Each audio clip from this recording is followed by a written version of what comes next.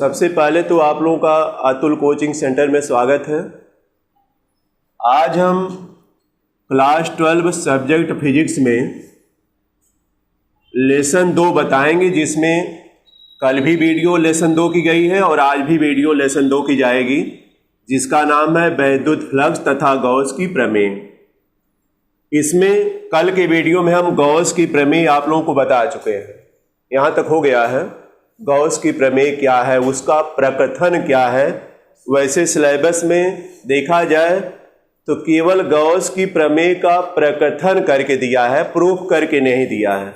लेकिन हमने कहा कि देखिए, जो सिलेबस में देता है उससे इधर उधर भी पूछ सकता है कभी कभी, तो इसलिए हम प्रूफ भी करवाएंगे आप लोगों को। यह प्रूफ करवा लेंगे तो उसके बाद इस पर अनुप्रयोग यानी गॉस के नियम का अनुप्रयोग करके रहेगा। दो हेडिंग है, उसको एक उसमें से आज संभव है तो बता देंगे और कल एक रहेगा उसको बता देंगे, तब लेसन खत्म हो जाएगा। उसके बाद न्यूमेरिकल क्वेश्चन एनसीईआरटी पैटर्न पर लगेगा, तो ध्यान दीजिएगा सब लोग। देखिए, हम गॉस की प्रमेय में ही बताए थे और फार्मूला भी यही आ चुका है। जो फाई ई बराबर आया है वह क्यू अपान एप्सिलॉन 0 यही आया है, क्यू अपान एप्सिलॉन 0। यानी अगर कोई काल्पनिक पृष्ठ, जिसको हमने कहा काल्पनिक बंद पृष्ठ लिया गया है, जिसको हमने कहा गॉसियन पृष्ठ नाम दिया जाएगा, वह अगर या उसके अंदर कोई आवेश क्यू है तो इससे गुजरने वाला जो वैद्युत फ्लक्स आएगा फाई, वह उसके आवेश का 1/एप्सिलॉन 0 गुना होगा। यही हमने पिछले वीडियो में या पिछले दिन बताया है और यही आप आज जो है प्रूफ किया जाएगा। तो आप लोग हेडिंग डाल चुके हैं, गॉस की प्रमेय लिख भी चुके हैं। इसमें थोड़ा एक और लाइन बढ़ा देना है। अगर गॉस के नियम का समाकलन रूप लिखा जाए, गॉस के नियम का समाकलन रूप लिखा जाए, समाकलन रूप अगर लिखा जाए तो आप जानते हैं फाई ई बराबर समाकलन रूप में जब लिखा जाएगा तो बंद पृष्ठ के लिए हमने बताया इस तरह कर दीजिएगा। और क्या आता है बताइए, E dot, vector E dot, और क्या आता है डी ए। बोलिए, इसी तरह आया था ना। इसकी जगह पर आप यह लिख सकते हैं और इक्वल टू यह देखिए क्यू अपान एप्सिलॉन 0 वही रहेगा। तो यह कहलाता है, यह सूत्र कहलाएगा गॉस के नियम का समाकलन रूप या समाकलन रूप का यह फार्मूला होगा, जो कि गॉस के नियम से मिलता है। यह समाकलन रूप नहीं है, यह समाकलन रूप कहलाएगा। तो आप लोग भी बढ़ा लीजिएगा बस उसके नीचे, गॉस के नियम का समाकलित रूप, समाकलित बल्कि यहां बढ़ा लीजिए, समाकलित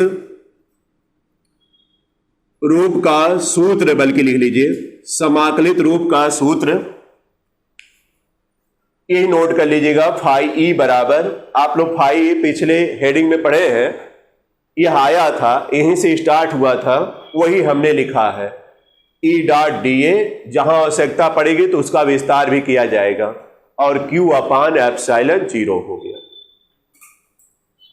इसके बाद आप जो है प्रूफ डालिएगा। क्या सत्यापन प्रूफ डाले हैं क्या हेडिंग आप लोग? अच्छा, प्रूफ डाल चुके हैं तो फार्मूला में इसको कर लीजिएगा, जगह होगी वहां।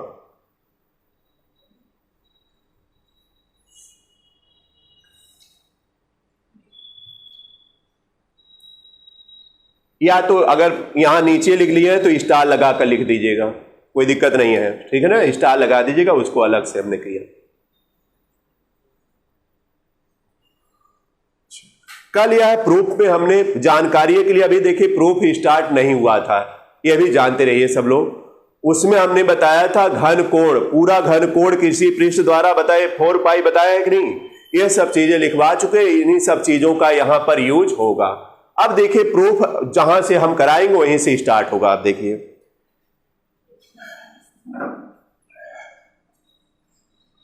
लिखिएगा, चलिए पैराग्राफ चेंज हो जाएगा।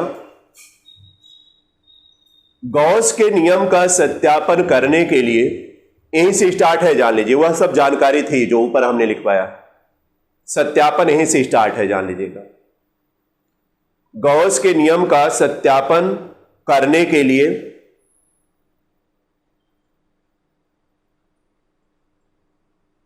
बिंदु O पर एक आवेश प्लस Q लेते हैं। बिंदु O पर एक आवेश प्लस Q लेते हैं। देखिए साथ साथ चलिए, यहां पर एक बिंदु हमने लिया O, जिस पर आवेश क्या था, प्लस Q था। ध्यान दीजिएगा तभी समझ में आएगा। बिंदु O पर प्लस Q आवेश है। अब आप जान रहे हैं कि अगर गॉस के नियम को लगाना है या गॉस की प्रमेय को सिद्ध करना है तो यह आवेश किसी बंद पृष्ठ से परिबद्ध होना चाहिए, जो कि काल्पनिक रहेगा। तो आप भी इसको जो है एक बंद पृष्ठ से, एक बंद पृष्ठ की कल्पना करके इसको जो है बांध देना है। इसको एक बंद पृष्ठ की कल्पना की गई है। बिना बंद पृष्ठ के कल्पना के आप जान रहे गॉस की प्रमेय नहीं आ पाएगी। उसके लिए बंद पृष्ठ की कल्पना करेंगे। तो लिखिएगा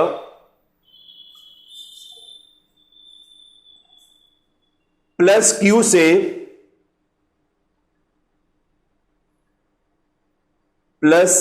Q से परिबद्ध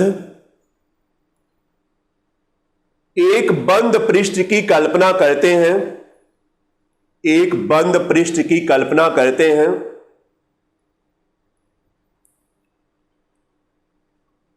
जिसका पृष्ठीय क्षेत्रफल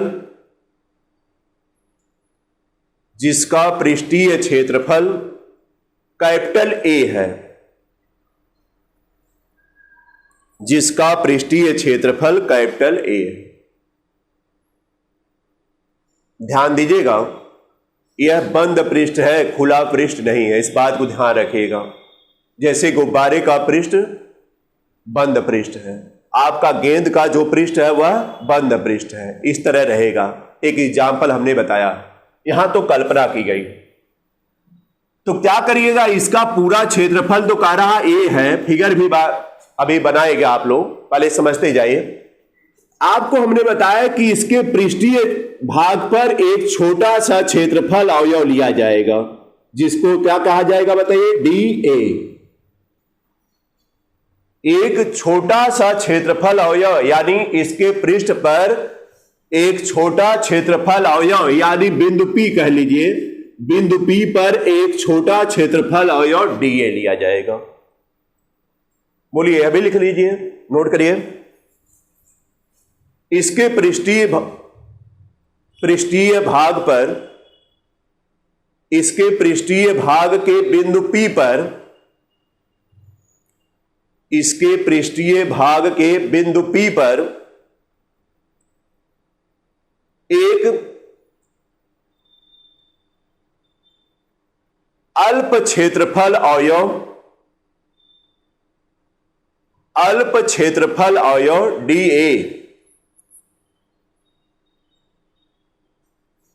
dA लिया जाता है। dA लिया जाता है। ध्यान दीजिएगा, अब बहुत सारी जानकारियां हैं जो कि हम दे चुके हैं। ध्यान दीजिए सब लोग। अगर आप यहां से इसको मिला दीजिएगा, यहां से इसको मिला दीजिए और बीच से बल्कि इसको भी मिला लीजिए, कोई ऐतराज हमको नहीं है। तो बताइए यह कोण क्या बनेगा, घन कोण बनेगा कि नहीं?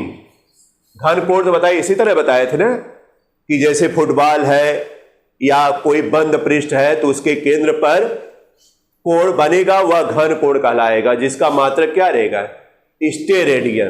भूलिए मत, जिसका मात्रक क्या रहेगा। तो बताइए इसके द्वारा घन कोण बनेगा कि नहीं? यह सर्किल नहीं है, वृत्त नहीं है, हमने बताया एक बंद पृष्ठ है। तो बताइए इसके द्वारा जो कोण बनेगा वह बताइए डी ओमेगा बनेगा कि नहीं? केंद्र पर घन कोण क्या बनेगा, डी ओमेगा। किसके द्वारा? डीए पृष्ठ द्वारा, यानी क्षेत्रफल अवयव डीए द्वारा इसके केंद्र बिंदु O पर डी ओमेगा घन कोण बनेगा। क्लियर है? लिखिएगा, आगे बढ़ते जाइए। इसके क्षेत्रफल और डीए द्वारा, इसके क्षेत्रफल और डीए द्वारा केंद्र बिंदु O पर, केंद्र बिंदु O पर घन कोण डी ओमेगा, घन कोण डी ओमेगा प्राप्त होगा। घन कोण डी ओमेगा क्या होगा? प्राप्त होगा। अब बताइए आप लोग, इस प्लस क्यू आवेश के कारण, ध्यान दीजिएगा, सब बातें यहां क्लियर कर देते हैं। प्लस क्यू आवेश के कारण बिंदु P पर वैद्युत क्षेत्र की तीव्रता आएगी कि नहीं? वैद्युत क्षेत्र की तीव्रता आएगी, जिसकी दिशा किधर रहेगी बताइए? हमें लग रहा है प्लस क्यू है तो दूर जाएगी। दूर जाने का मतलब यहां पर क्यू जीरो की कल्पना करते हैं तो बताइए वह भी प्लस है, तो बताइए प्रतिकर्षण लगेगा कि नहीं? तो यानी इस पर जो है, इस बिंदु पर जो वैद्युत क्षेत्र की तीव्रता की दिशा होगी वेक्टर ई, वह देखिए किस दिशा में बताइए? ओपी की तरफ होगी। किधर होगी? ओपी की तरफ होगी। और इसका जो क्षेत्रफल वेक्टर आएगा उसकी दिशा बताइए लंबवत होगी कि नहीं? उसकी दिशा क्या होगी? लंबवत ऊपर की तरफ रहेगी। तो यह देखिए दिशा इसकी ऊपर की तरफ लंबवत इस तरह जाएगी। चूंकि आप जब पृष्ठीय भाग तिरछा लेंगे, फुटबॉल है, फुटबॉल में हम क्या किए, अब तो है नहीं, यहां दिखा दें आप लोगों को। अगर फुटबॉल रहता है, जैसे मान लीजिए ये फुटबॉल है, एक बंद पृष्ठ की कल्पना है, तो बताइए यहां पर अगर आप इस तरह से लाइन खींचे हैं, आप खींच सकते हैं, बोलिए, आप पेन से लाइन इस तरह खींचते हैं तो बताइए इसका अल्प पृष्ठीय क्षेत्रफल आएगा कि नहीं? डीए। और इसका क्षेत्रफल वेक्टर बताइए इसके लंबवत जाएगा कि नहीं? वही लंबवत हम दिखाए हैं, जिसको किससे दिखाएंगे? वेक्टर डीए से दिखाएंगे। किससे दिखाएंगे? वेक्टर डीए से। डीए यहां वेक्टर लगाएंगे और इसके बीच का कोण आप जानते हैं क्या आता है? थीटा आता है। यह तो हो चुका है। इसके बीच का कोण क्या आता है? थीटा आता है। लिखिएगा, बिंदु P पर वैद्युत क्षेत्र वेक्टर ई की दिशा, बिंदु P पर वैद्युत क्षेत्र वेक्टर ई की दिशा ओपी की तरफ होगी।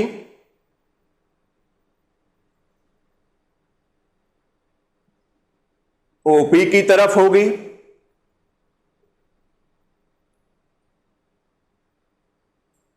हो गया? किस तरफ होगी? ओपी की तरफ होगी। तथा क्षेत्रफल वेक्टर की दिशा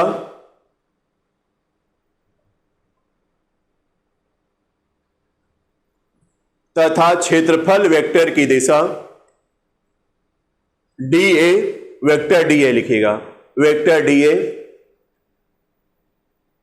क्षेत्रफल और डीए के लंबवत, क्षेत्रफल और डीए के लंबवत होगी।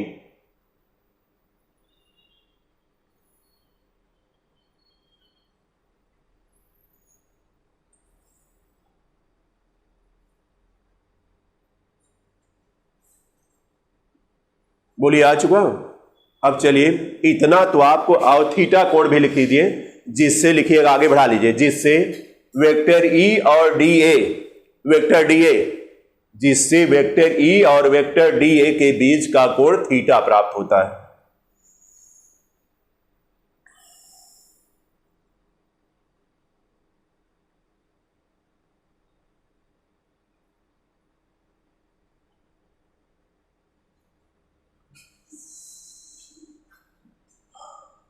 हो चुका?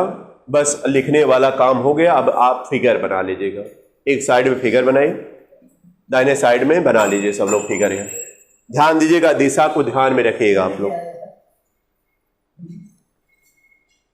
दिशा को ध्यान में रखते हुए काम करिएगा।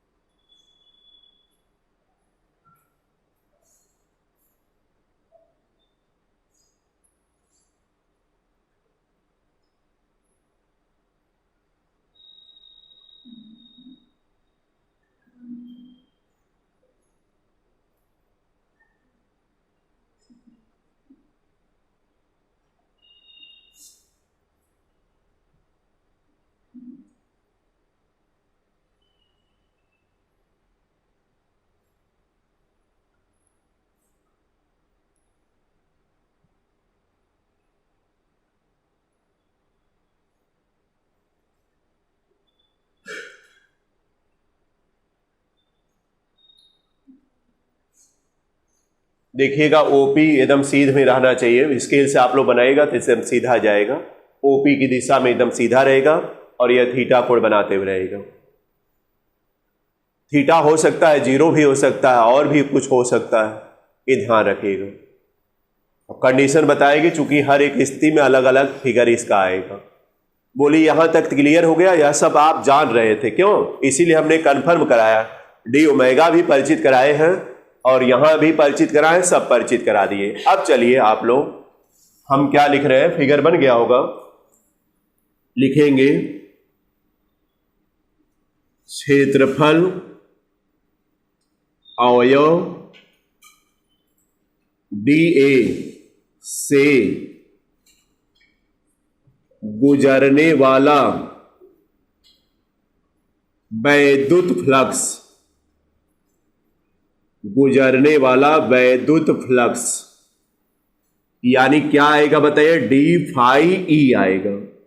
चूंकि क्षेत्रफल अवयव आप छोटा सा लिया ना, तो फाई ई बराबर, डी फाई ई बराबर क्या हो जाएगा? वेक्टर ई डॉट वेक्टर क्या? डी ए आ जाएगा, वेक्टर डी ए। आप क्या कहते थे, देखिए जब आप निकाले थे तो फाई ई बराबर इसको इंटीग्रेशन कर दिए थे ई डी ए, किए थे कि नहीं पिछले में? तो यहां पर जब दोनों, यहां पर जब डी फाई ई का यूज करिएगा तो इंटीग्रेशन मत लगाएगा, नहीं तो इसका इंटीग्रेशन दोनों तरफ का करिएगा तो इसका भी इंटीग्रेशन होगा, इसका भी इंटीग्रेशन होगा, समाकलन। तो बताइए इसका क्या आ जाएगा? फाई ई आ जाएगा। क्या आ जाएगा? फाई ई आ जाएगा, जो कि बाद में किया जाएगा, लेकिन आप लोग इस तरह भी लिख सकते हैं, क्योंकि वही रूप आएगा जब दोनों तरफ का समाकलन करिएगा तो वही रूप आएगा, उसमें कोई परिवर्तन नहीं आएगा, लेकिन अभी इसी तरह चलने दे रहे हैं। तो बताइए क्या आ जाएगा? डी फाई ई बराबर ए डॉट बी बराबर बताए हैं क्या होता है? ई डी ए और क्या? Cos theta. थीटा भी बना हुआ, कुछ अपरिचित नहीं, हमने ऊपर इसलिए सब लिखवा दिया इकट्ठे। कुछ बताइए, अगर आप नई जानकारी है तो उसको बताइए, सब जानकारी हमने दे दिया है। बोलिए आ गया समझ में ना? अब बताइए डी फाई होता है, चूंकि आप जानते हैं कि वैद्युत क्षेत्र की तीव्रता ई निकालने का एक और फार्मूला है, पीछे मिल चुका है पिछले लेसन में। क्या? बोलिए याद है क्या? 1/4 एप्सिलॉन 0 और Q/r²। बताइए था कि नहीं? प्लस Q आवेश के कारण किसी बिंदु P पर, जो कि स्मॉल r दूरी, यह लिख लीजिएगा, फिगर में लिख लीजिए, स्मॉल r दूरी पर अगर है या इसकी त्रिज्या स्मॉल r है तो r² हो जाएगा।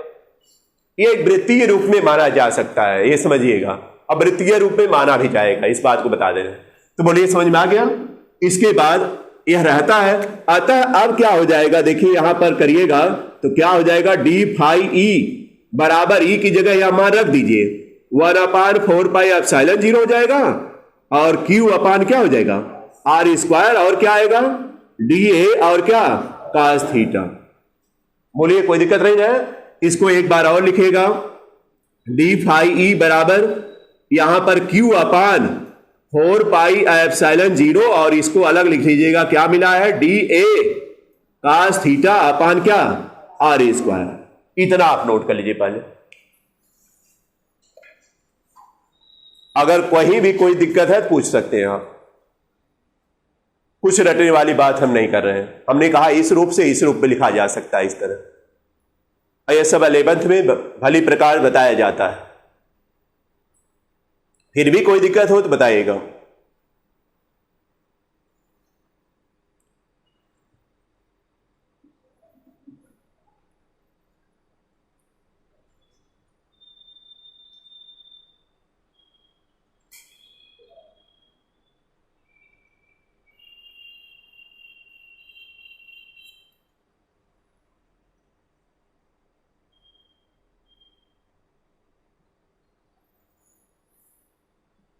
O से P तक दूरी स्मॉल r है, फिगर में दिखाएं।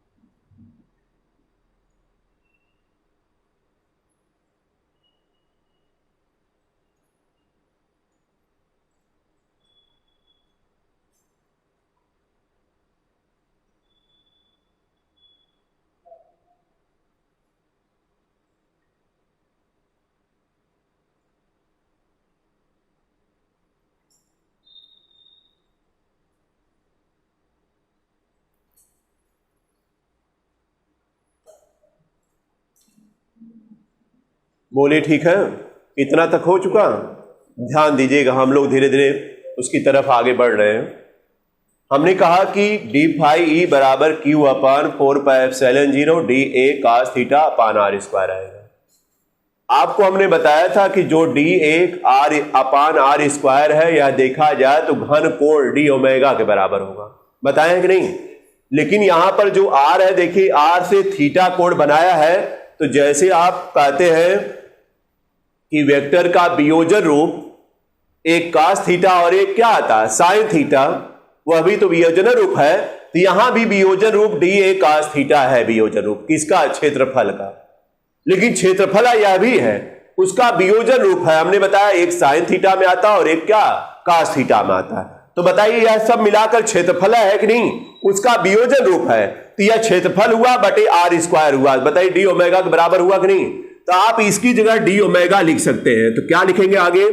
डी फाई ई बराबर क्यू अपान 4πε0 और यहां पर लिख देंगे क्या? बताइए डी ओमेगा। चूंकि यहां पर लिख दीजिएगा जो डी ओमेगा आएगा वह डी ए कास थीटा अपान किसके बराबर रहेगा? आर स्क्वायर के। यह डी ओमेगा घन कोण है। कौन सा कोण है? घन कोण। तो इसकी जगह हम डी ओमेगा लिख दिए। अब फिर लिखेंगे दोनों तरफ का समाकलन करने पर, तरफ का समाकलन करिएगा। समाकलन करने पर जब दोनों तरफ का समाकलन करिएगा तो क्या मिलेगा? ऊपर वाला मिटा देना। देखिए यहां मिटा रहे हैं।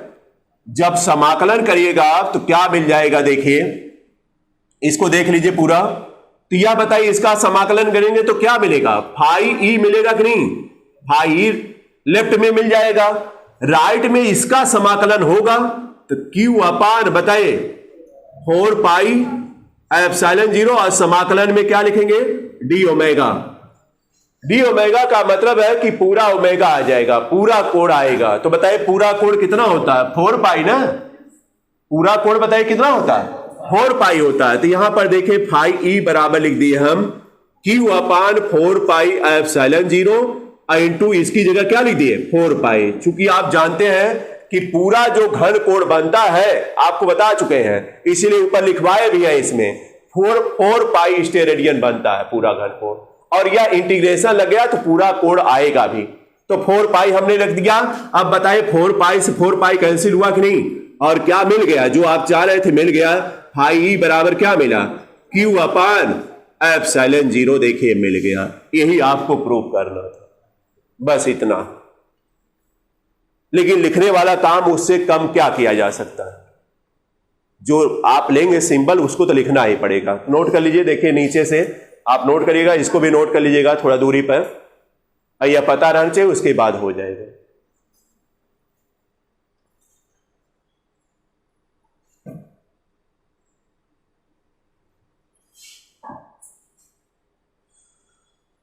इसको एक बार रिवाइज कर लीजिएगा आप लोग खुद। प्रूफ भी आता रहेगा, प्रकथन तो जरूर है, याद रखिए। प्रूफ भी कभी कभी आ जाएगा तो उसको भी तैयार रखिए।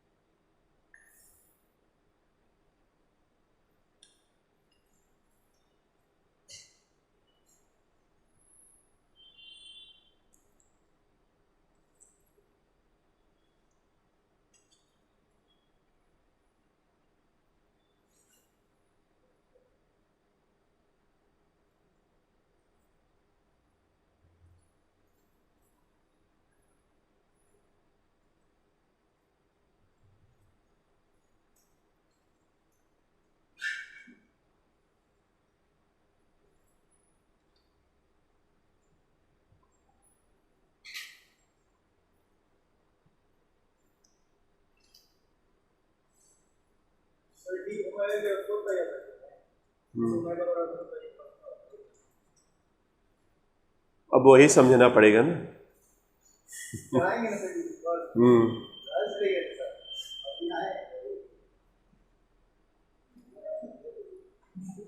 जो सोवत है वह खोवत है ना, तो जरूर कुछ ना कुछ तो भाई खोएगा ही।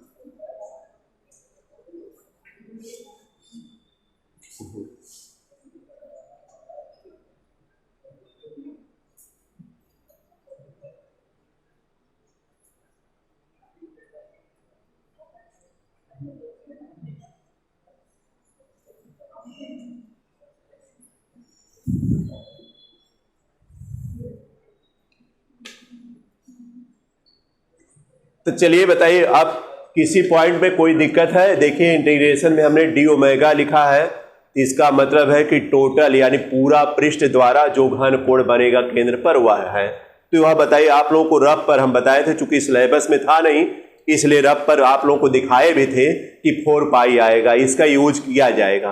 बार बार कह रहे थे कि नहीं, वह देखिए आज भी यूज कर रहे हैं और हमने लिखवा भी दिया है। वह जीके का भी क्वेश्चन बन सकता है, इस वजह से उसको ध्यान में रखिएगा। और जो रफ पर बताए उसका भी अभ्यास आप लोग किया करिए, तब आप बेस का मजबूत रख पाएंगे। नहीं तो बेस मजबूत नहीं रहेगा तो हर जगह याद रखना पड़ेगा कि हाँ डी ओमेगा है तो याद रहना चाहिए हमको 4 पाई होगा। लेकिन अगर आपको कैसे आ रहा 4 पाई यह पता रहेगा तो वह ज्यादा दिनों तक याद रहेगा। यही देखिए अंतर होता है। रटने वाला काम बहुत करेगा, 1-2 दिन याद रहेगा। अगर समझ लेंगे तो यह ज्यादा समय तक याद रहेगा। हम नहीं कह रहे कभी भूल भी जाता है, लेकिन थोड़ा सा देखने पर आपको याद आ जाएगा।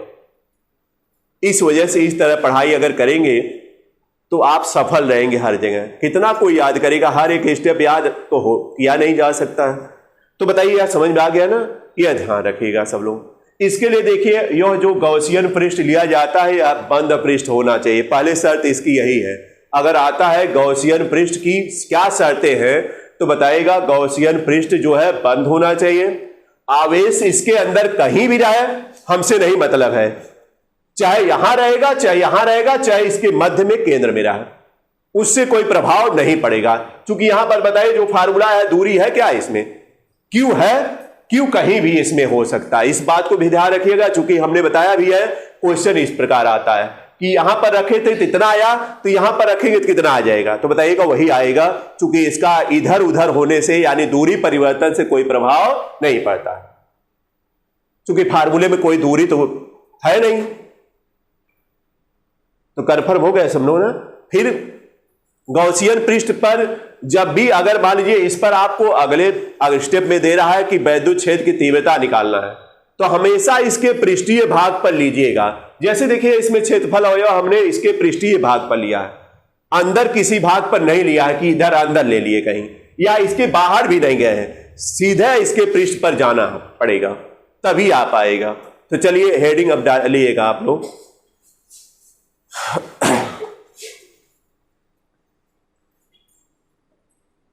गॉस के नियम का अनुप्रयोग, हेडिंग पड़ेगी गॉस के नियम का अनुप्रयोग, यानी एप्लीकेशन ऑफ गॉस लॉ,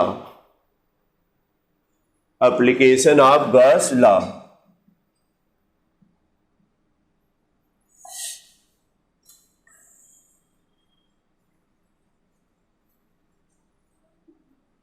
तो इसमें देखिए आपके सिलेबस में देखिएगा आप लोग खुद सिलेबस जो एनसीईआरटी पैटर्न पर है, इसका 2 अनुप्रयोग केवल दिया है। अनुप्रयोग तो लगभग 4-5 है, समय भी लगता है लेकिन और सब हटा दिया, केवल 2 अनुप्रयोग दिया है। उन दोनों अनुप्रयोगों को पढ़ना रहेगा। तो लिखिएगा इसके कई अनुप्रयोग हैं, पहले लिखिएगा इसके कई अनुप्रयोग हैं जो निम्न हैं, कई अनुप्रयोग हैं जो निम्न हैं।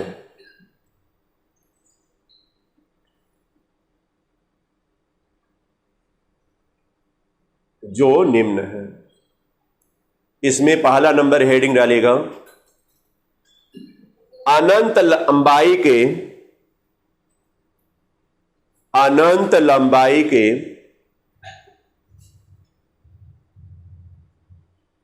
एक समान आवेशित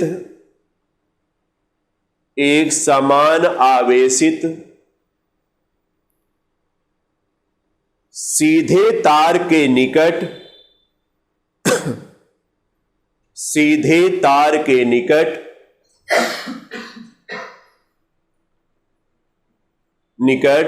किसी बिंदु पर वैद्युत क्षेत्र की तीव्रता ज्ञात करना। किसी तार के निकट, क्या बोले हैं?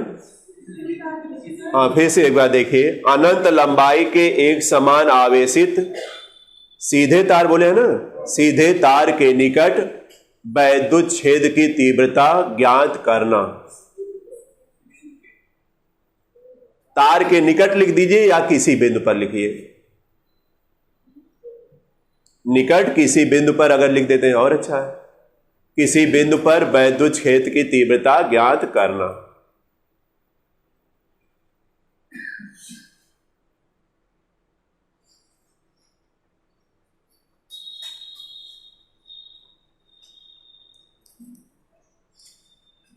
देखिए सब लोग,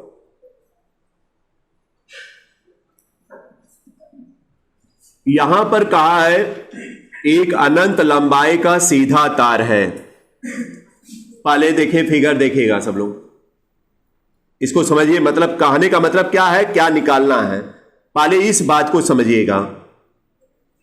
यह देखिए अनंत लंबाई का मान लीजिए तार है जो कि एक समान रूप से आवेशित है। यानी हम मान लीजिए कि प्लस आवेश से यह समान रूप से आवेशित होने का मतलब है प्लस प्लस के बीच की दूरी जो है बराबर रखिएगा।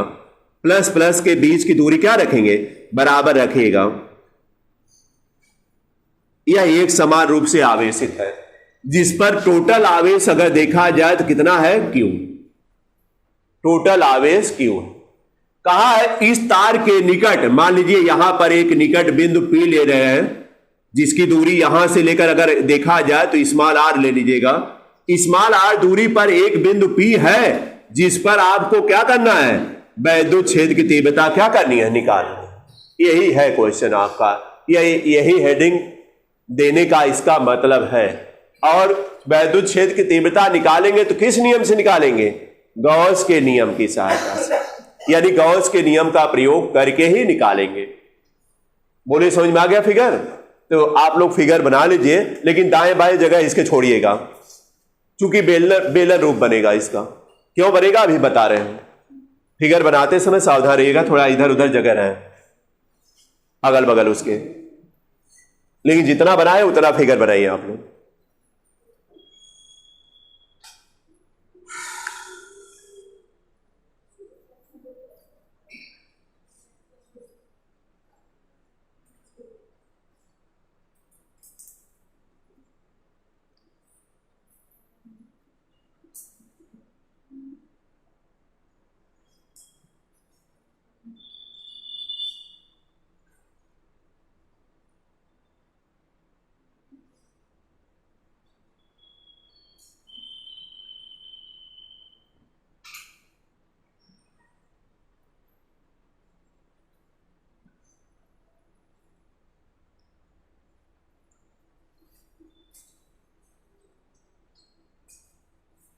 फिगर बन गया होगा, जल्दी करिए थोड़ा। तो देखिए यहां पर एक अनंत लंबाई का चालक तार है जो कि धन आवेश से आवेशित है और कुल आवेश मिलाकर कितना है, Q। टोटल आवेश Q। इस तार के निकट स्मॉल r दूरी पर एक बिंदु P लिया गया है जिस पर वैद्युत छेद की तीव्रता क्या करनी है, निकालनी। पहले इतना पॉइंट नोट कर लीजिए आप लोग, लिखिएगा। माना अनंत लंबाई का एक तार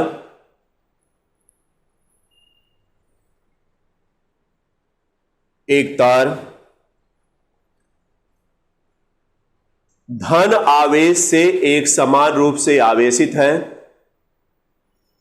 धन आवेश से एक समान रूप से आवेशित है।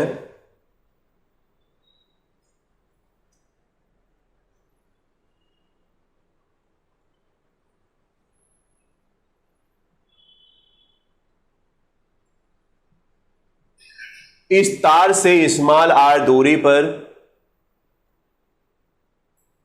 इस तार से स्मॉल r दूरी पर एक बिंदु P लिया गया है। स्मॉल r दूरी पर एक बिंदु P लिया गया है जिस पर वैद्युत छेद की तीव्रता कैपिटल E निकालनी है। जिस पर वैद्युत क्षेत्र की तीव्रता कैपिटल ई निकालनी है।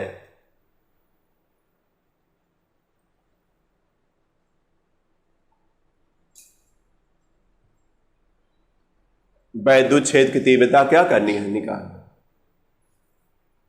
फिगर भी बन गया होगा, क्वेश्चन आपका बन गया कि इस तरह अगर दिया है तो कैसे वैद्युत क्षेत्र की तीव्रता निकालेंगे। आप जान रहे हैं कि इस पर हमको गॉस की प्रमेय का यूज करना है। तो गॉस की प्रमेय के लिए पहला नंबर प्रतिबंध रहता है, तभी लग पाएगी गॉस की प्रमेय जब यह बंद पृष्ठ से बंधा रहेगा।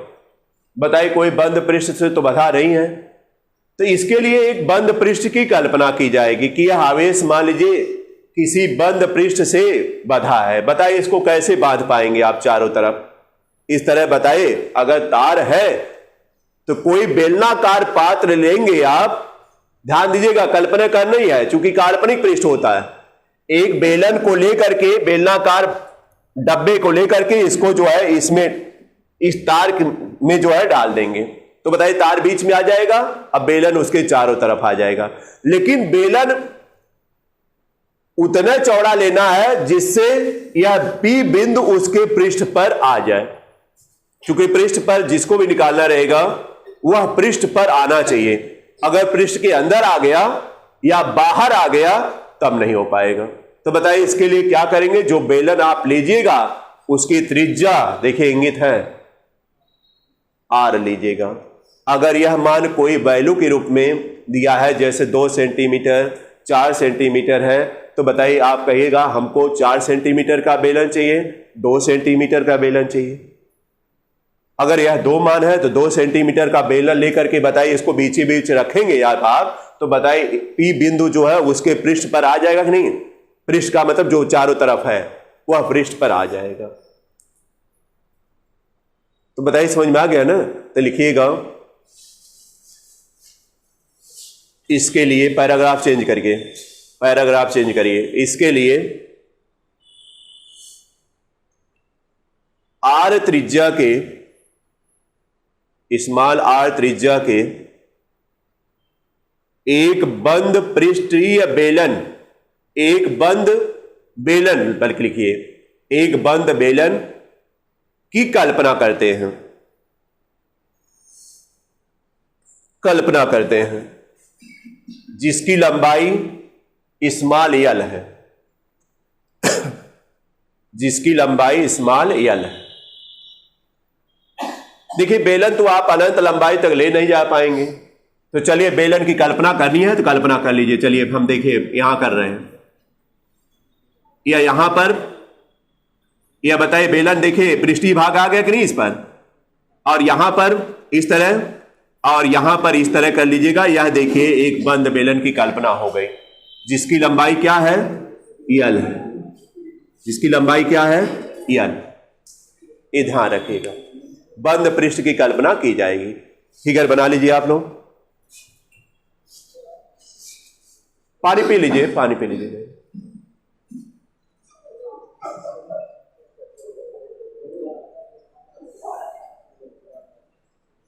अभी जस्ट वो गाड़ी उड़ी से आए होंगे नहीं, जल्दी सीधे।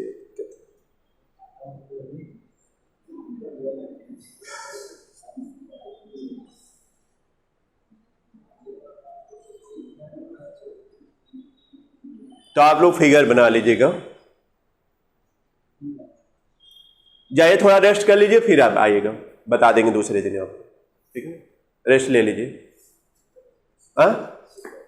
चेक दूसरे दिन कराइएगा, आज तबीयत ठीक है जाइए।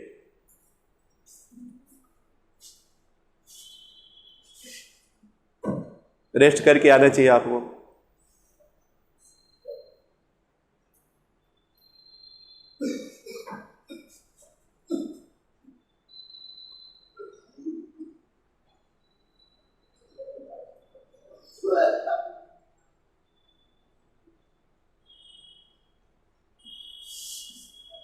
बन गया होगा।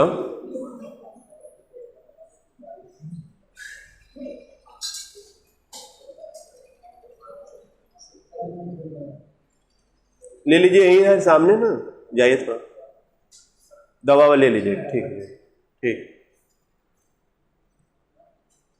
चलिए देखिए, आप ध्यान दीजिएगा। यहां पर हमने कहा कि एक बंद पृष्ठ की कल्पना की जाएगी, जिसको कहा गया है, जिसको क्या कहा जाएगा, गॉसियन पृष्ठ कहा जाएगा। गॉसियन पृष्ठ नाम दिया जाएगा, जिसकी त्रिज्या क्या रहेगी, स्मॉल आर और लंबाई एल। इसका पृष्ठीय क्षेत्रफल बता सकते हैं क्या? हमको आवश्यकता है, इसलिए आप लोगों से हमने क्वेश्चन पूछा कि अगर इसका पृष्ठीय क्षेत्रफल बता सकते हैं। पृष्ठीय क्षेत्रफल का मतलब इसके चारों तरफ, चूंकि यह खोखला है, बीच वाला खाली है, तो बताइए क्या होता है फार्मूला? 2 पाई आर एल। बोलिए, यही होगा। इसका पृष्ठीय क्षेत्रफल देखा जाए चारों तरफ का बेलन का, तो 2 पाई आर एल, यही फार्मूला होता है। 2 पाई आर का मतलब इसकी परिधि हो गई, बोलिए, और यल उसकी क्या हो गई, लंबाई। तो 2 पाई आर एल का भी यूज किया जाएगा यहां पर, देखिएगा। तो क्या किया जाएगा, देखिए, इस बिंदु पर जब वैद्युत क्षेत्र की तीव्रता निकालनी है, तो इस बिंदु पर बताइए एक क्षेत्रफल अवयव लीजिएगा कि नहीं? एक क्षेत्रफल अवयव लीजिएगा। ध्यान दीजिएगा, बेलन होता तो और बताया जाता। देखिए, हम बेलन बनाकर बता रहे हैं, बल्कि ध्यान दीजिएगा, तभी समझा जा सकता है, नहीं फिर इसी तरह रटते रह जाएंगे आप लोग। जब तक इसको दैनिक जीवन में उतार कर नहीं देखेंगे, तब तक समझ में नहीं आ पाएगा और हमेशा भूलेगा। देखिए, यह एक बंद पृष्ठ की कल्पना की गई, बेलनाकार है। अब आप बताइए, हमने कहा कि इसको जो है तार में डाल देना है, तो बताइए बीचों बीच तार रहेगा कि नहीं? इस तरह बीचों बीच हो जाएगा। अब हमने कहा कि अब ऐसा पृष्ठ लेना है जिसके पृष्ठीय भाग, यह देखिए इसका पृष्ठीय भाग होता है। इसमें देखिए एक पृष्ठीय क्षेत्रफल होता है और एक संपूर्ण क्षेत्रफल होता है। तो पृष्ठीय क्षेत्रफल यह होता है, मैथ में यह बताया गया होगा, और संपूर्ण पृष्ठ में यह भी जुड़ता है और यह भी जुड़ता है। लेकिन यहां पर पृष्ठीय क्षेत्रफल हमने कहा, बताइए इसका क्षेत्रफल हम निकालने के लिए बोले, तो बताइए पृष्ठीय क्षेत्रफल निकाला जाएगा ना, क्योंकि इस भाग पर और इस भाग पर कागज नहीं लगा।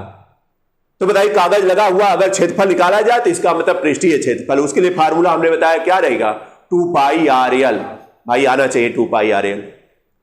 फिजिक्स में देखिए मैथ का यूज हो रहा है, क्योंकि मैथ आपकी वीक रहेगी तो यहां दिक्कत आएगी, बता दे रहे हैं। और जो भी मैथ यूज हो रही है, सब हाई स्कूल लेवल के नीचे ही यूज हो रही है। ऐसा नहीं कि इंटर की यूज हो रही। बायोलॉजी वाले सुन रहे हैं बायोलॉजी वाले ने, क्या ऐसा नहीं कि इंटर का सर मैथ बता रहे हैं? अरे 2 पाई एल बताइए इंटर में है, हाई स्कूल मिला है। बेलन बताइए कहां मिला है, हाई स्कूल मिला है ना, तब क्या करें? तो सब लोगों को आना चाहिए था। तो चलिए देखिए, यहां पर हमने कहा यह रहेगा। अब बताइए बिंदु P कहां होगा? इसके पृष्ठीय भाग पर, यह देखिए पृष्ठीय भाग पर यह जो है बिंदु P होगा, इसके पृष्ठीय भाग पर है। तो हमने बताया कि इस पर एक क्षेत्रफल अवयव आपको लेना है। इस तरह से क्षेत्रफल अवयव एक ले लेना है इसी तरह। अब बताइए क्षेत्रफल अवयव ले लिए, तो चलिए बताइए इसके द्वारा जो वैद्युत क्षेत्र की दिशा होगी प्लस है, प्लस क्यू। तो बताइए वैद्युत क्षेत्र की दिशा दूर होगी कि नहीं इसके? या देखिए वैद्युत क्षेत्र की दिशा होगी ई, सही है कि नहीं? दूर होगा प्लस से। और इसका क्षेत्रफल वेक्टर किधर जाएगा? बताइए लंबवत ऊपर तरफ जाएगा कि नहीं? लंबवत ऊपर तरफ इस तरह जाएगा। तो बताइए इस बार क्षेत्रफल वेक्टर भी इसी दिशा में जाएगा, डी। बताइए दोनों पैरेलल, यानी दोनों के बीच में कोण कितने का है? 0 का। 0 का है ना, 0 का है। दोनों के बीच अगर देखा जाए तो क्या है? 0 का है। अगर यहां पर कोई बिंदु ले लीजिए, आप मान लीजिए, ध्यान दीजिएगा, ऊपरी तल पर बिंदु ले रहे हैं। ऊपरी तल पर अगर बिंदु P डैश ले लीजिए, तो बताइए इस पर जो वैद्युत क्षेत्र की दिशा होगी वह तो इधर ई होगी, और इसका क्षेत्रफल वेक्टर बताइए ऊर्ध्वाधर ऊपर तरफ बनेगा कि नहीं? ऊर्ध्वाधर ऊपर तरफ बनेगा। देखिए DA की दिशा जो है ऊर्ध्वाधर क्या रहेगी? ऊपर तरफ। तो बताइए इसके बीच का कोण कितने हो जाएगा? 90 डिग्री, और यहां पर 0 डिग्री बने। इस बात को भी ध्यान रखिएगा। फिगर बना लीजिए आप पहले, इसके बाद अब करा देना।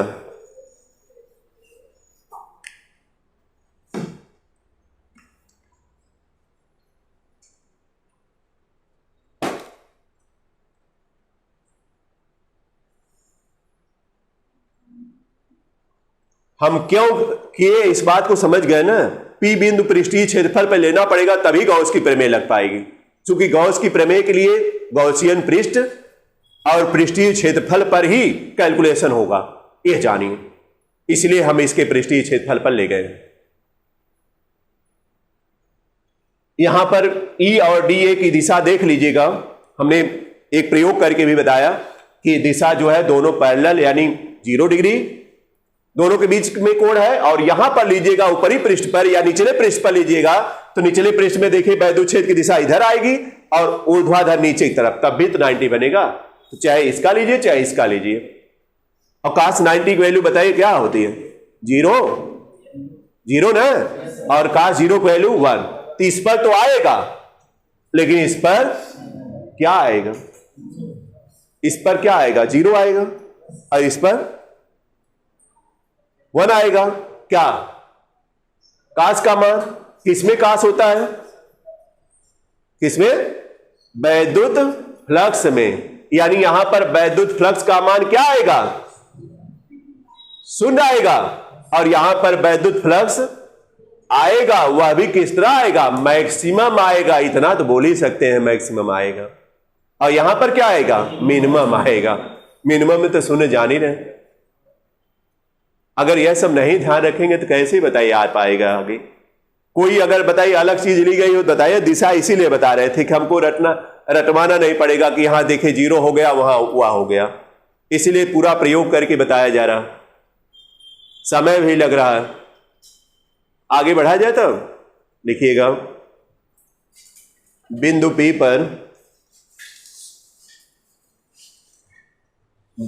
पर एक क्षेत्रफल अवयव DA, एक क्षेत्रफल अवयव DA की कल्पना करते हैं।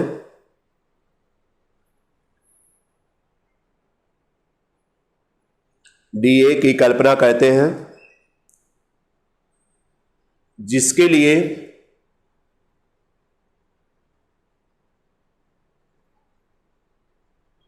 वैद्युत क्षेत्र वेक्टर E, वैद्युत क्षेत्र वेक्टर E तथा क्षेत्रफल वेक्टर DA तथा क्षेत्रफल वेक्टर DA वेक्टर DA एक ही दिशा में होते हैं, एक ही दिशा में होते हैं।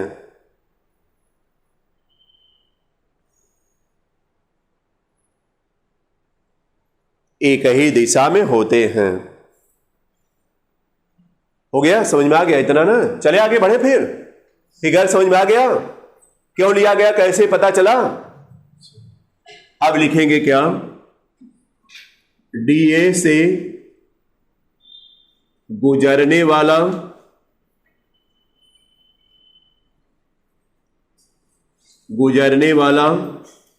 वैद्युत फ्लक्स क्या होगा बताइए? डी फाई ई ना, बोलिए फार्मूला। वेक्टर E डॉट ना DA, बोलिए। और यहां पर डी फाई ई दोनों तरफ का समाकलन कर लीजिए, बल्कि दोनों तरफ का समाकलन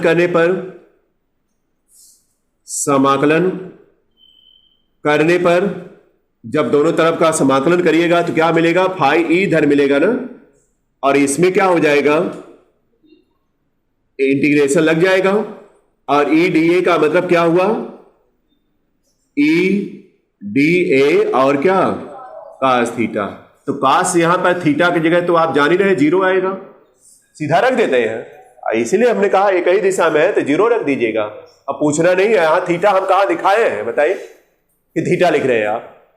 है थीटा लिखा जाता फार्मूले में, लेकिन हमारी कंडीशन है कि थीटा यहां क्या है? 0, इसलिए हम रख देते हैं, यहां लिख देते हैं। नहीं तो फिर आप लोग कहेंगे कैसे? थीटा इक्वल टू क्या होता है? 0। अब बताइए फाई ई बराबर के कास 0 का मान 1 ना, तो बताइए ई तो बाहर हो जाएगा ना, और इंटीग्रेशन लगेगा भी तो किसके लिए? और ए क्षेत्रफल यहां लीजिएगा। अब बताइए डीए का मतलब क्या हुआ? पूरा पृष्ठीय क्षेत्रफल। अब पूरा पृष्ठीय क्षेत्रफल क्या होता है? क्या? 2 पाई आर एल। ठीक है, सुनाइए सबको। सुनाइए।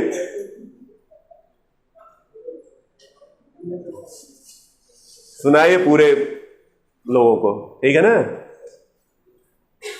तो 2πr l हुआ, बोलिए यहां तक पहुंच गए ना, नोट कर लीजिए, यहां तक नोट करिए।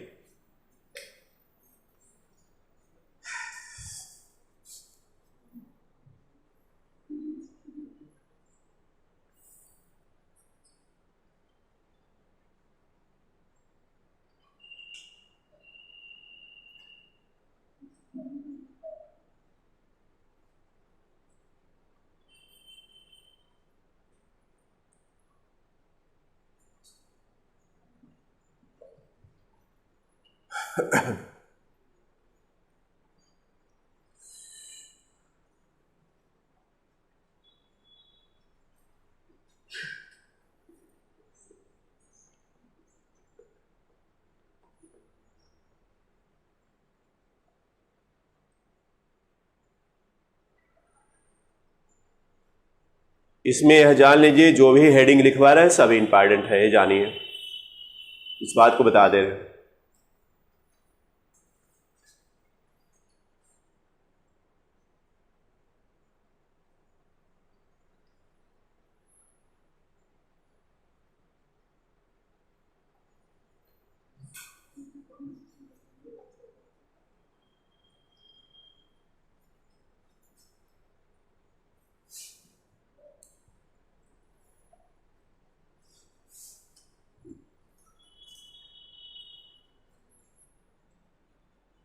अब देखिए, हम लोग तो यह वैद्युत फ्लक्स निकालने का पुराना तरीका अपनाए, अभी गॉस के नियम का अनुप्रयोग नहीं हो पाया कि हुआ है। अभी कोई गॉस के नियम का पृष्ठ तो बना दिए आप लोग, लेकिन अभी गॉस का नियम लगाया ही नहीं गया, तो उसका नंबर आता है यहीं पर। इसको छोड़िएगा, समीकरण नंबर 1 डाल करके अब लिखिएगा गॉस के नियम से अगर निकाला जाए, अब अनुप्रयोग चूंकि करना है, इसका प्रयोग में लाना है, तो गॉस के नियम का अगर अनुप्रयोग किया जाए तो बताइए क्या आता है। फाई ई बराबर क्या आता है, इससे भी फाई निकलता है, क्या निकलता है, क्यू अपान एप्सिलॉन जीरो। बोलिए, आप इससे भी फाई निकाले हैं और इससे भी फाई निकाले हैं, तो बताइए दोनों मान तो बराबर आएगा कि अलग आ जाएगा। अरे बताइए, आप लोग कहते हैं भाई हम यह इस नियम से निकाले हैं, दूसरा वाला कहता है हम इस नियम से निकाले हैं, आंसर तो एक ही आएगा। अगर आंसर दोनों का भिन्न आ रहा है तो इसका मतलब कहीं मिस्टेक है, नहीं तो फिर एक ही जगह पर पहुंचना है सबको। वही हालत यहां भी है, एक ही जगह पहुंचना है। देखने से लगता है कि इधर वाला तो बराबर लगता है, लेकिन इधर वाला थोड़ा भिन्न रहेगा, अलग लगता है, लेकिन एक ही है सब, तो दोनों बराबर अभी किया जाएगा। फिर इसमें थोड़ा सा हम जोड़ना चाहते हैं, क्योंकि अगर इसका हम लोग क्या निकाले, यह जो है लैम्डा निकाला जाए। लैम्डा क्या होता है, रेखीय आवेश घनत्व, भूल जा रहे हैं सब, रेखीय आवेश घनत्व अगर निकाला जाए तो बताइए लैम्डा बराबर क्या होता है, क्यू अपान, क्या होता है, क्यू अपान यल। बताइए यल यही है लंबाई, क्यू अपान यल, तो बताइए क्यू बराबर क्या हो जाएगा, लैम्डा इंटू यल। अतः अब देखिए गॉस के नियम का अनुप्रयोग करिए तो फाई ई बराबर मिल जाएगा, क्यू की जगह ये लिख देना है, क्या, लैम्डा यल अपान एप्सिलॉन जीरो। यह समीकरण नंबर क्या हो जाएगा, 2। बस इतना परिवर्तन हमने किया, गॉस के नियम को लगाया हमने, लेकिन यहां पर क्यू की जगह हमने यह रेखीय आवेश घनत्व लैम्डा बराबर क्यू अपान यल होता है, इसमें आएगा, तो लैम्डा को जो है लैम्डा के रूप में इसको ला दिए हैं, बस इतना है। रेखीय आवेश घनत्व आप लोग पढ़े हैं, जिसका मात्रक क्या रहेगा, कूलाम प्रति मीटर। बोलिए इसी से आएगा, तो नोट कर लीजिए यहां तक। अब समीकरण 1 और 2 को बराबर कर देना है, जानिए, और जो फार्मूला ई बराबर आएगा वही फार्मूला हो जाएगा बस।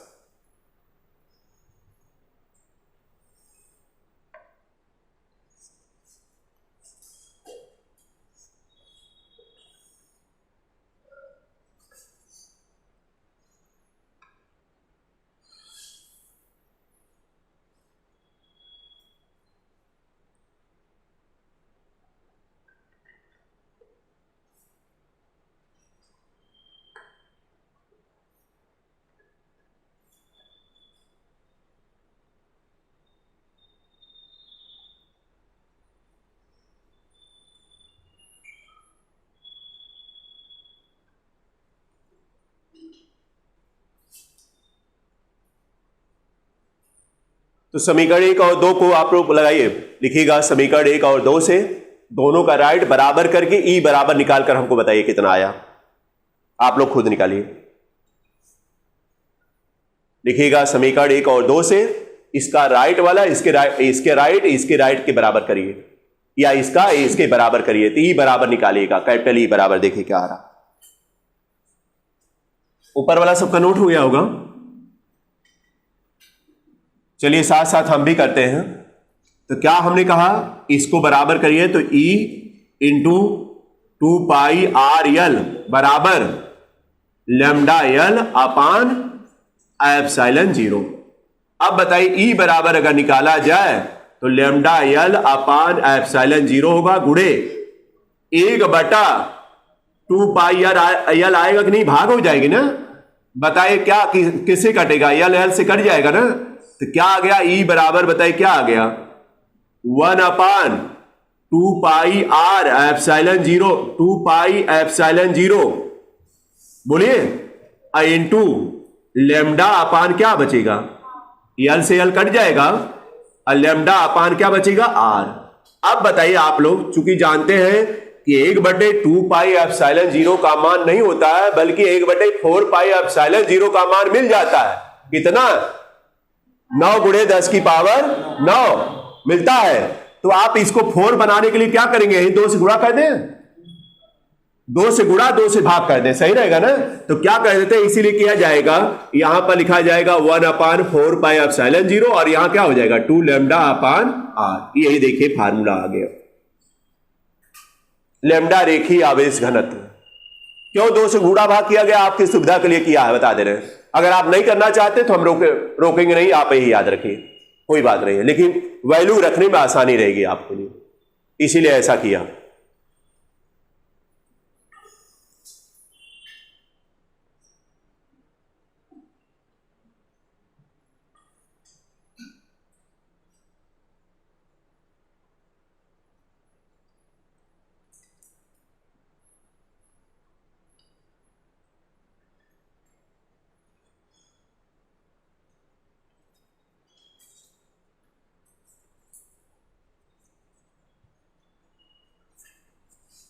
बोलिए ठीक है, यहां तक पहुंच गए होंगे। देखिए समीकरण 1 और 2 आप बना ले जाएंगे, दोनों को इक्वल करके निकाल देना है। और कहां कहां से मान कैसे रखा गया आप जान रहे हैं कि कैसे। लैम्डा की आवश्यकता पड़ी क्यू अपान यल लिख दीजिएगा, आवश्यकता पड़ी क्यू अपान यल इसकी जगह लिखा जा सकता है। और आर क्या रहेगी बताइए, दूरी है, देखिए आर दूरी। लैम्डा रेखीय आवेश घनत्व है और 1/4 पाई एप्सिलॉन 0 जो है नियतांक है ही, 9 × 10⁹ इसकी वैल्यू होती। तो कन्फर्म हो गए सब लोग ना। अब बताइए आप लोग, अगर इसका वेक्टर रूप लिखा जाए, कभी कभी देखिए एक आध नंबर के लिए वेक्टर रूप पूछता है कि इसका वेक्टर रूप क्या होगा। तो आप जानते हैं वैद्युत क्षेत्र की तीव्रता सदिश है ना, तो इसको तो बड़े आराम से आप लगा देंगे, लेकिन यह तो अदिश होगा, यह तो नियतांक है, अदिशन है, इसका केवल वैल्यू होती है, दिशा नहीं होती है। और 2 लैम्डा अपान आर भी देखे, इसमें भी दिशा नहीं, इसमें केवल परिमाण है सब वैल्यू में। तो बताइए क्या यह सही है, नहीं। आपको हमने बताया था, देखिए वेक्टर ए बराबर जब करिए या इस तरह लिखते हैं यूनिट वेक्टर, तो बताइए वेक्टर ए अपान क्या लिखते हैं, बताइए यूनिट वेक्टर का मान तो एक ही होता है। अगर बताइए वेक्टर ए बराबर निकाला जाए तब क्या आएगा बताइए, ए इंटू ए कैप, बोलिए आएगा कि नहीं। उसी तरह इसको भी बताइए वेक्टर ए है और यह परिमाण है, ए की जगह है, इसका यूनिट वेक्टर होना चाहिए कि नहीं। और यूनिट वेक्टर किसका रहेगा, आर का रहेगा। क्या लिख जाएगा, आर यूनिट वेक्टर, यह वेक्टर रूप हो जाएगा इसको। वैसे न्यूमेरिकल लगाने के लिए यही यूज होगा, लेकिन वेक्टर रूप में दिखाने के लिए यही यूज होगा, क्योंकि यूनिट वेक्टर लगना है, ये जानते रहिएगा।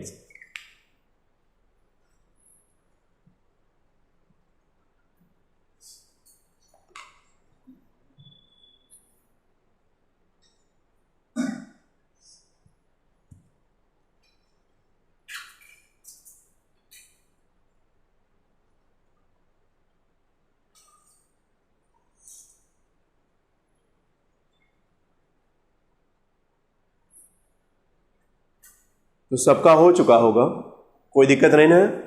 अगर मान लीजिए बिंदु P डैश पर कल्पना करिए तो यहां पर तो थीटा बराबर 90 अंश हो जाएगा, जिसकी वजह से पूरा वैद्युत फ्लक्स क्या हो जाएगा, शून्य हो जाएगा।